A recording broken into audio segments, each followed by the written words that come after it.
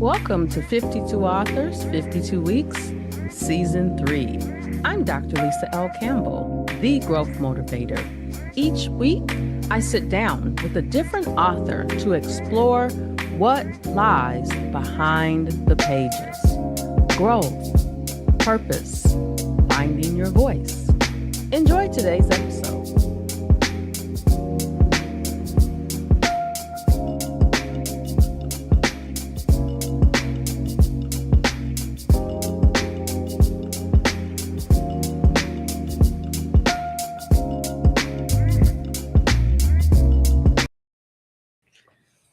Hello, everyone. Welcome back to another amazing episode of 52 Authors, 52 Weeks. Today, I am joined by author Luna Westish, author of Meet Me at the Ruins. Welcome to the show, Luna. Thank you so much for having me. So before we talk a little bit about the book, why don't you tell our listening, viewing audience some things about Luna? This is my first fiction debut.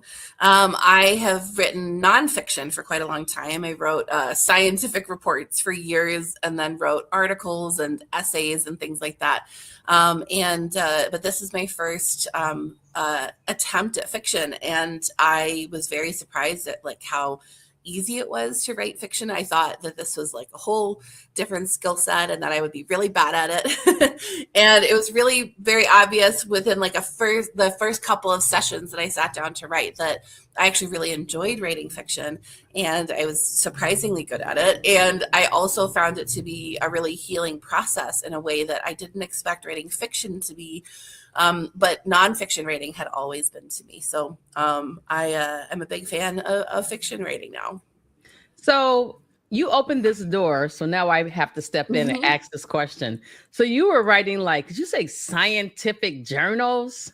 Yeah. So I out of grad school, I worked on climate change, transportation, and land use policy, and wrote reports on greenhouse gas emissions reductions through those types of federal policies for several years out of grad school. So that was what I was used to, is really academic writing, really sort of scientific, getting in the weeds, wonky writing, which I love.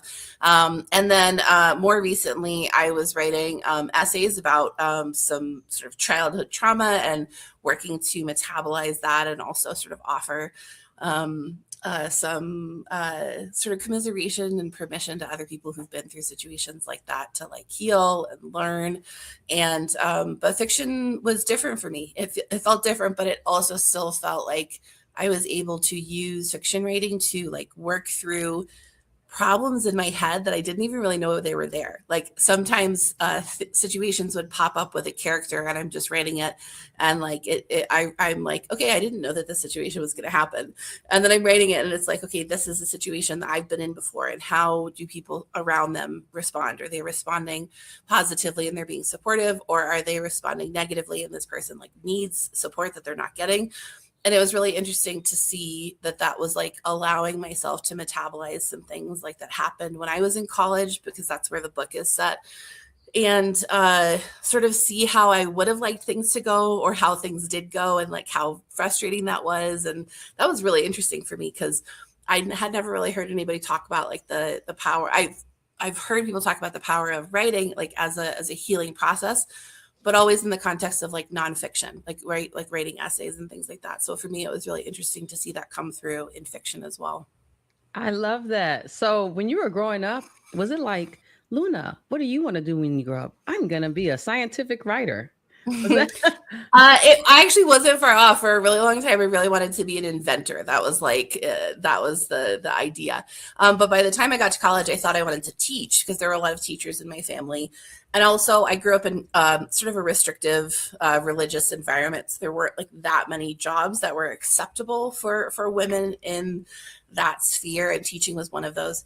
So I thought I would teach, and then I went to college, and I like everybody that was in the teaching school was like, the teaching school sucks. Like, don't go to the teaching school, find something else. I ended up majoring in political science and government, and really just because those were the most interesting classes for me. And then I got a master's degree in urban design and social science. So I've had like a lot of different trajectories. And I think I always was going to end up working in some kind of like community oriented field. Like I've always been really interested in cities and community advocacy and things like that. And for a long time, it was really focused on environmentalism. And then for about the last 10 years, it's been more focused on like developing support networks within like local economies. Like, how do you actually build a small business, but do it within like with your local community, not like in comparison to your local community or adjacent to your local community. So everything that I do has this sort of through line of like, how can we build better communities? And then also like, I always try and slip in a little bit of like, how can we also be better for the environment and like live a little lighter on the earth? Okay, the next book is Luna, a younger version of you tackles the world, an environmental perspective. I'm actually trying to write a nonfiction book about climate change and how like individuals can be advocates for climate change with like their local government or their local advocacy groups and things like that. But it's like it'll take me an entire year of like full-time writing to write that one, because there's a lot of like citations and things that you don't need in fiction writing. So I have just barely like started that, and I'm hopeful of maybe getting some funding that will allow me to actually sit down and write that. Okay, well, sign me up to be one of the early readers. I hate to admit this, but at 53 years old, I just really got involved in advocacy from a governmental perspective. Through my professional organization, I've been going to advocacy days at the Capitol. And it's been eye-opening, right? But I realize you're 53 years old. There's so much you don't know that you probably need to know.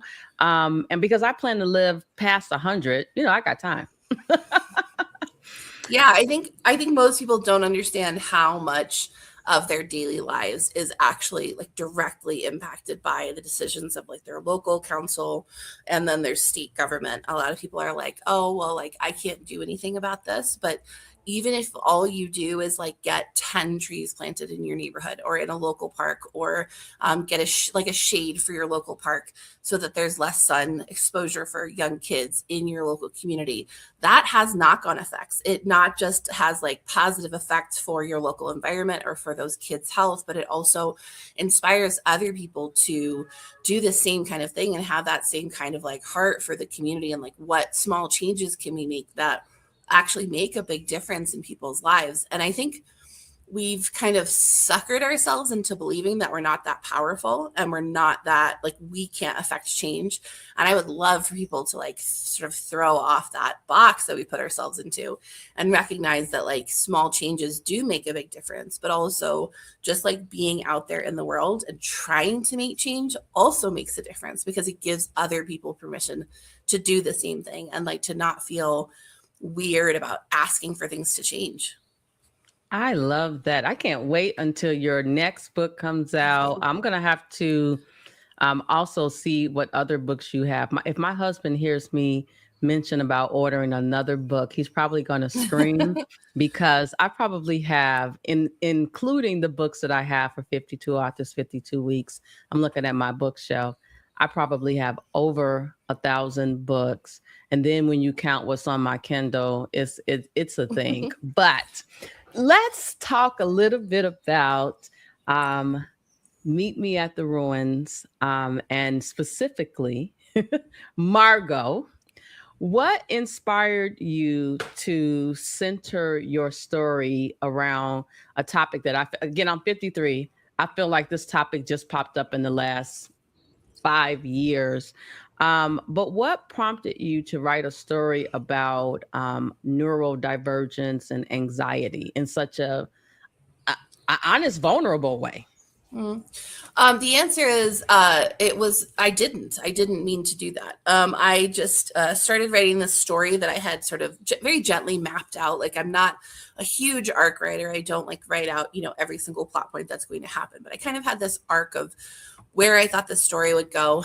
And within the first chapter, Margot just made it very clear that she was a very anxious person. Like, it was not intentional. It just like came through me onto the page. And that's kind of how I feel about writing in general, is that like I'm just kind of typing, and like it's the information is just coming out. Like, it's already somewhere in my brain, somewhere that I've never accessed before, that I've never envisioned before.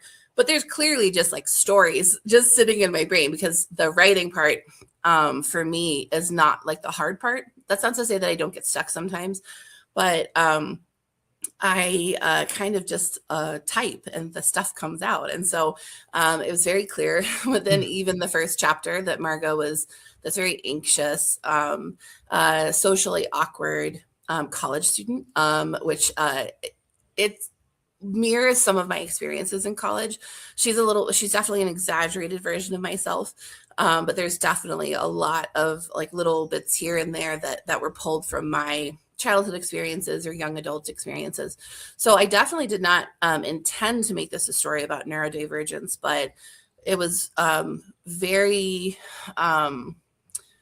much like a through line of her experience, is that, that she experienced the world differently from her peers, and that could sometimes influence her relationships or her friendships. And that also, and sometimes it was a positive thing, the way that she saw the world. And then sometimes it also had consequences. So for me, that was true to my experience, but Margot's definitely not me, but she has some of her little like bits of anxiety, and the ways that she describes it definitely comes from me.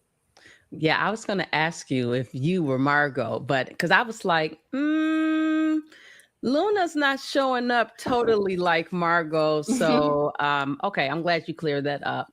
The other thing you talked about, and I'm sorry, this is like so random, but I just happened to look on the camera and noticed that one of my garbage cans was missing. This garbage day. So I'm like, where's my garbage can? Anyway, I digress. So I was going to say, thank you for kind of explaining how it unfolded.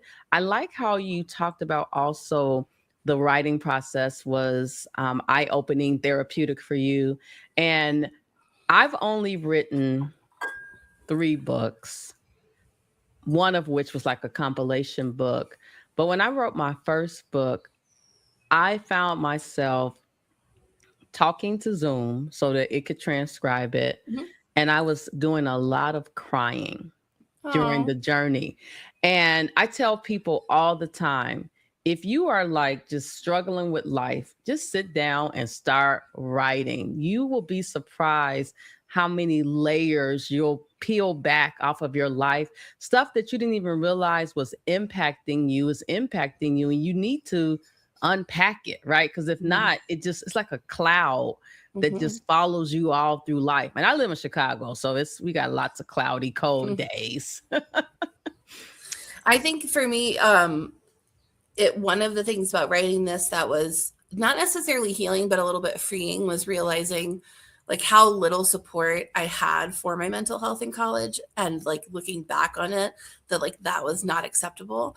Like that there should have been more support, either from my family or like my school or my friends. And there's so much now that we can talk about, that like it's socially acceptable to talk about our mental health, or socially acceptable to talk about our neurodivergencies. And there's so much more of a support network now. There's people have access to low cost therapy or free therapy through, these amazing like foundations or online sites.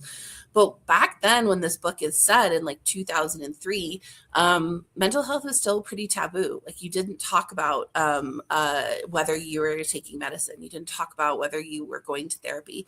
And it was really interesting, because I've never really thought of that time of being a time like where I didn't really have support. But then when I was looking back and I was sort of exploring it through the lens of Margot's experiences, I was like, oh yeah, that sucked. Like we had, like, to use a phrase the kids use these days, like we were raw dogging depression. You know what I mean? Like we were not having, supportive people around us, or supportive conversations, or conversations that just allowed us to like feel close to other people who were going through similar experiences. And I'm so thankful that that has changed. I hope that like college students now have more support, maybe like through their, campus health, but also through their friendships, but also social media for all of its ills. And I can talk about its ills for like hours on end. But it is a tool for people to be able to understand that they are not alone. And that's really valuable. And so it's really interesting how much has changed in 20 years around our conversations about mental health. So it's really interesting when people read the book. Sometimes people are like, oh my gosh, I see myself so much in Margot, like the way that you're describing her inner world, that resonates so much with me. And then other people will be like, I find Margot so annoying. I think that there's probably, not to say that that's like 100% whether you're neurodivergent, but I do feel like the people who find Margot to be a really rich, drawn character are folks who struggle with neurodivergencies or mental health, and they can see themselves in Margot. And then some of the people who I've noticed are like, oh, I find her to be like selfish, or, making strange decisions or things like that, tend to be people who are not in that community. And I think that there's still a real value for them to read this book and to be able to be empathetic towards people who do have these inner struggles that you can't see on the outside. But it is really cool to hear the different ways that people sort of read the book. Like everyone has their own experiences with fiction, which is like obvious. But I think until you're an author and you're getting all these different people telling you like how they felt about the characters, or how they felt about the ending, or how they felt about things that happened, you don't realize how like one specific tiny experience in the book could resonate with someone, and other people could read right past it, right? So that's been a really interesting element of actually publishing something that you don't know until you've actually published something. So, two things I want to say. Number one, you talked about those two different buckets of people, right? The people who recognize that we're having some struggles, and we, try to work through them. And then there's the people that's like, what's wrong with them? Well, those people who are like, what's wrong with them, just haven't gotten to the point where they're acknowledging what's inside of them. So you talked about the 2000s, which triggered me, not in a bad way, but in a good way, to reflect on. In the 90s, I was working as a medical assistant. And I remember as a medical assistant, I bring the patient in the room. Why are you here? And I had to know the medications. And so it just hit me. In the 90s, there were a lot of women that I remember, women specifically, that were on depression meds, but nobody talked about it. And even when I went through what I would say is my first recognizable bout with depression, I didn't have the tools, nor did I feel comfortable asking anybody else around me or telling them how I was feeling. And I'm so glad that we are the generation that recognizes it, talks about it, has the tools, because you need the tools. You don't know when you're going to cross over into that place, or when you recognize that you were there years ago when you were in college, right? Or when you were a mom, like postpartum depression, right? They weren't talking about it. Now it's like everywhere. It's like postpartum depression and menopause is just everywhere. And that's amazing, because for years and years and years, our medical system basically tested everything on men. And then we're just like, oh, okay, so if this worked at 1x for men, we'll do 0.75x for women, and that'll be fine. And like, that's definitely not how medicine works. And so like, we are for the first time in modern history, like really starting to get tests on medicines specifically for women. How does this work specifically for women? What do women's heart attacks look like, and what are the symptoms, and how do we treat it? And there's still so much medical misogyny and medical racism, but at least we're like starting to acknowledge that, and starting to maybe like I feel like we were turning a corner, and the last couple of years have maybe stalled that a little bit. And I really hope that we can get back on track to actually funding things for women's bodies, for Black bodies, for bodies that are not like the white cisgender male that we were testing everything on for hundreds of years. Mm-hmm. And what I want us to go back to, how you mentioned how we kind of like a little stagnant. I want that testing to be done for my grandchildren. And you know what I mean? I can educate them as much as I possibly can, but when I'm not here anymore, I need for them to have the resources. It just kind of like, it makes me sad as a woman, as a Black woman, to just think about how at 53 years old, they're still trying to figure out stuff for me. And I'm going through it real time. Like, what the heck is going on with me? And why am I taking this? And isn't this for men? Like, just the whole thing is like very confusing and frustrating. So my hope is that for our kids, that somebody keeps it moving and that we have greater outcomes. My grandfather just died at 104, right? And I'm like, I want to be over 100, but am I going to get there? Because, all the things. So let's talk a little bit about, I love traveling. So in the book, Margot's experiences goes beyond just her immediate community, and her experience abroad becomes more than just travel. It feels like Margot / a little part of Luna is going through this journey of self-discovery. How do you see travel as a person who loves to travel? I'm interested in your thoughts. How do you see travel as a tool for helping people step outside of who they think they're supposed to be? I see this in two different ways. One, any kind of travel opens our eyes, right? Like we learn about things that, like you said earlier, that we didn't know, right? Like different types of experiences, different types of people, different types of building design, right? Just like different types of cities. Like if you go from like suburban, like Idaho, and then you go to like Paris, and you can walk everywhere and take the metro and take the bus or grab one of the bicycles, that's all around town. Like that on its own can be so eye-opening.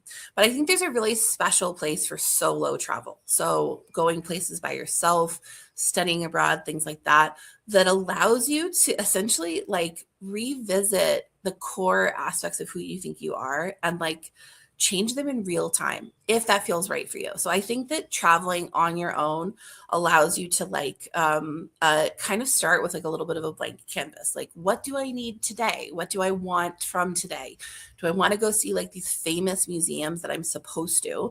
Or do I just want to walk around the city getting like a coffee and then an ice cream and then a coffee and then an ice cream? You know what I mean? And it allows you to like listen to your body in a way that women in particular have been told not to their whole lives. And so I think that it can be really freeing and really healing to travel in particular on your own. So not just like an overnight, but like if you have the capacity, the time, the money, because I realize that this is very much a privilege to go somewhere, like especially somewhere you've never been, somewhere that's a little out of your comfort zone for like a week, and just like stay in one city. Don't like travel, don't like bounce around and go to a new place every day. Just like go somewhere and get into a rhythm of a day of like what feels good for you. There's so much healing that can happen in those moments, and so much like reconnecting to parts of yourself that you've been ignoring, maybe because you are a parent or because you are maybe taking care of your parents, or you're a carer for somebody in your life who's disabled, or there's so many different ways that we are sort of like pushed into this little version of ourselves that doesn't necessarily reflect like our dreams or our needs, or like even our physical needs of like, what do I actually need to be healthy? And I think that solo travel in particular really allows us to like take a step back and be like, what do I actually want to do? What do I need? Like, what is my body telling me? And I think there's so much value in that. And so I wish that for everybody. I hope that everybody has that opportunity. But at the same time, if you can't like take a week to go to Paris, I do think that there's a real value in like, I literally, when we used to live in the Pacific Northwest, I would just drive like an hour and a half away from my family, far enough so that they couldn't ask me to come home if somebody like scraped their knee, right? So it can't be like 15 minutes. You've got to go like at least an hour away. And I would just like sit at the beach with a journal, and I would just journal about like how I was feeling or what I was hoping to achieve like in the next year. Or at one point I was kind of feeling like a little down about myself and about my like where I was headed and what I was doing as a mom with like 2 young kids. And I just wrote down a list of everything I feel like I've ever achieved. And it was so eye-opening for me that like it's so easy to like see ourselves in these little narrow characteristics. At that time I just felt like I was just a mom and that like I wasn't doing anything. And I was like, okay, not only am I literally raising these 2 children and taking care of like my rescue dogs, but here are all the things that I've achieved in the past. And knowing like having a list like makes it easier for me to know that at some point when those kids maybe aren't so little anymore, that I'll have some of that on the other end too, right? Like I'll achieve new things. And since then, I've built several businesses. I helped my husband publish a really successful book. I published my own book. You know, I started writing about my childhood experiences. I've had so many more things since then. But in that moment, I was struggling so hard to see that, to like see that there was another side of like parenthood when you don't have like really little kids. And so I think that even if all you can get away is like one day, an hour away, there's so much value in just sitting quietly and just writing if it feels right for you, or just like, listening to a self-help book if that feels really good, and just allowing yourself some curiosity about like where you are, and also giving yourself a whole lot of like grace to that. Like, there are times in our lives when we are very productive. And then there are times in our lives when I like to think of as we are fallow. Like, and those times, those fallow times, like if you think about agriculture, are just as important as the productive seasons. You have to have those fallow times in order to be productive in other times. So when people are like, I write pages every day, I get up at 4 a.m. and I write for 45 minutes. I'm like, nope, like that does not work for me. I'm so glad that it works for you, but that will never work for me. That is just like not my jam. I have times when I'm very creative and times when I'm not so creative, times when I'm productive or not.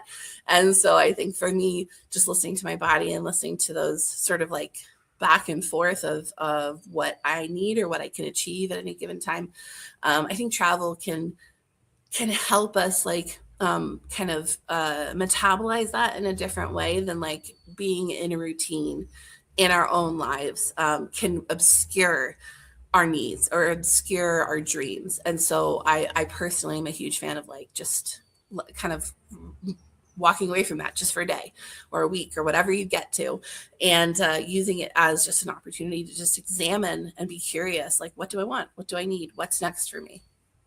Oh my gosh. So I have to tell you, I am taking a flight.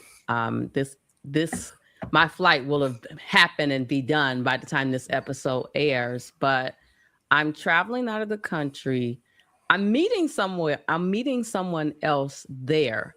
But the whole me on this 17 and a half hour flight by myself, um, I've been okay, I'm just like that type of person. So I'm like, okay, what are you going to do on this flight by yourself? Right? I fly all the time by myself in the US, but 17 and a half hours by myself, I've been literally like, what are you going to do? You should, I told you, I'm not a writer per se. I can write in my journal, but I'm like, you need to take out your little camera and just kind of blog what you're feeling. Because right now I feel like, oh my gosh, I'm going to be on this plane by myself for 17 and a half hours. But I'm also excited because I know that when I travel for like speaking engagements and other things, so many things come to light for me being away from my normal day-to-day environment. So I'm glad you said that. And I hope that many others will take that 2 hour drive so that you can have some time for yourself. In the book, I think Margot kind of finds joy in just, little small everyday moments while simultaneously kind of dealing with struggles, but she's able to move past that. And so my final question for you is, what do you hope that readers will take away about finding themselves, even in the middle of times of uncertainty or when life seems uncomfortable? Mm. I think I think the book ends, with Margot has grown, she has changed, but it's not like she's better or perfect or fixed, right? And I think that's actually what I would want people to take away from this, is that, like, if you, whatever your struggles are, whether they're chronic illness or mental health issues or neurodivergence that's like impacting, your life in some kind of way, you're not going to like have a 6 month period of your life where suddenly everything's going to get like massively better. I mean, you could, and if it does, that's amazing. But as somebody who has had chronic illness their whole life and mental health issues their whole life, like, there are times when things improve and there are times when things get worse, but the you hope that, like, the overall trajectory is of growth and of listening to yourself and figuring out what you need. And so I think Margot's struggle is part that she's anxious and socially awkward, but a lot of it is just her pushing back about expectations of who she's supposed to be from, like, her teachers or her parents or her friends, and trying to figure out, like, who am I if you take all of that away, if you take all of the influence away, like, who am I? And so I hope that my writing gives people permission to kind of have that same curiosity or evaluation of, like, if you pulled away the responsibilities that I have right now, what could my life look like? Or what do I want it to look like? And I think that it's so easy, because, and I know this because this has happened to me many times, to just get so bogged down in the day-to-day of our own lives that it's really hard to see past that, like, phase that you're in, whether it's like depression or whether you are a parent, like, of really little kids, which for me was like almost not the same as depression, but, like, for me it kind of mimicked that, because it was like you couldn't really think about a whole lot else besides these, like, little humans that you're trying to take care of. And it's really hard to see that that's ever going to change, right? Which is similar with depression. When you're depressed, it's really hard to think of a time when you're not going to be depressed, right? And I would hope that this just gives people a little bit of permission to, to try something different, or to be so indifferent if that feels like it resonates with you. But also I would hope that it encourages people to travel. Like, I wrote Meet Me at the Ruins set in Edinburgh, Scotland, because I fell hard in love with the city when I studied there. And it looms really large sort of in, like, the mythology of my life, this, like, city that's just so amazing. And I've had the privilege to go back a few times and I just absolutely love it. And I think that, again, it's a privilege to do something like study abroad. But if you can swing it, it's pretty amazing. And I do feel like I was changed for it, for the better. And I do feel like every time I travel, something about me shifts and I'm better for it. So yeah, I would say that that's what I want people to take away from it. I love it. I love it. So we're out of time, but I have to tell the listening, viewing audience, this is definitely a great book for a book club. There's a reader's guide in the book. And we talked a lot about Margot, but Margot is not the only character in this story. And you got to get your own copy of the book to see who the other characters are, and experience Meet Me at the Ruins for yourself. You will not be disappointed. And if you're disappointed, you need to look within and figure out what made me disappointed, because clearly there's lots of lessons. When I read books, I do a lot of highlighting, underlining. I generally will write down the date that I read each chapter, because I want to know, what was I feeling the day I read that book? What was going on in my life? How did I interpret what I was reading at that time? That's important for me. And call me a nerd, but it is something that I do on a regular basis, as I experience different books. So, Luna, where can our listening, viewing audience get a copy of the book?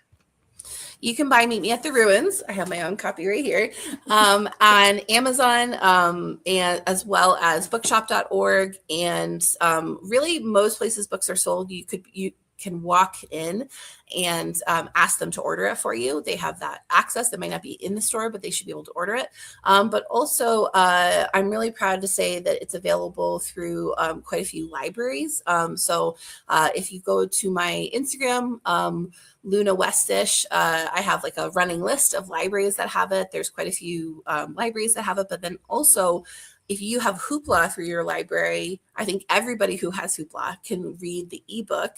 And then if you have Libby, which is a different library app, a lot of libraries already have it, but you can actually request that your library get it through Libby if you like to read ebooks. And eventually there will be an audiobook, but it's going slowly and I'm trying to be okay with that.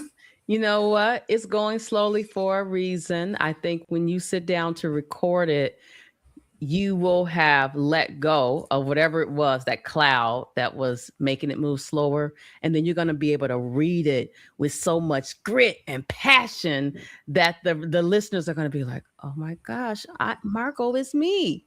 I hope so. It's going to happen. It's going to happen. Well, listen, Luna, I want to thank you so much for stopping by 52 Authors, 52 Weeks to chat a little bit about Meet Me at the Ruins. Again, everyone, book club, book club. It might be wine and book club.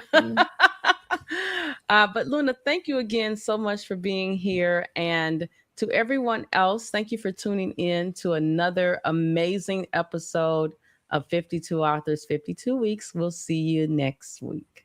Bye. Thank you.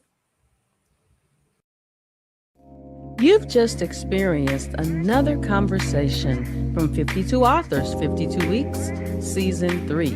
The conversation may pause here, but the growth continues. I'm Dr. Lisa L. Campbell, the Growth Motivator, and I'll see you next week.